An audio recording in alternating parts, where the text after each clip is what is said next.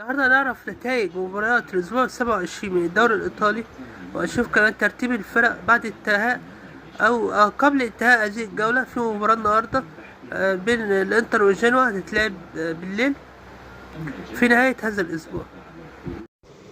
لاتسيو 0، ميلان 1، أودينيزي 1، سيرزنتانا 1،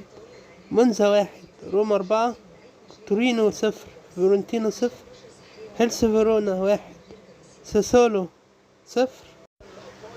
فورزينيوني كالاتشو 1، ليتشي 1، امبولي 0، كلياري 1، اتلانتا 1، بولونيا 2، نابولي 2، يوفنتوس 1. النهارده تختتم مباراة هذا الأسبوع مباراة الإنتر وجنوا تلعب 10:15 مساء. ترتيب الدوري الإيطالي: الأول الإنتر لعب 26 معاه 69 نقطة، التاني يوفنتوس لعب 27 معاه 57 نقطة، التالت ميلان لعب 27 معاه 56 نقطة، الرابع بولونيا لعب 27 مباراة معاه 51 نقطة، الخامس روما لعب 27 مباراة معاه 47 نقطة، السادس أتلانتا لعب 27 مباراة معاه 46 نقطة، السابع نابولي لعب 27 مباراة معاه 43 نقطة، الثامن فيورنتينا لعب 27 مباراة معاه 42 نقطة، التاسع لاتسيو لعب 27 معاه 40 نقطة، العاشر تورينو لعب 27 معاه 37 نقطة، 11 مونزا لعب 27 معاه 36 نقطة، 12 جنوا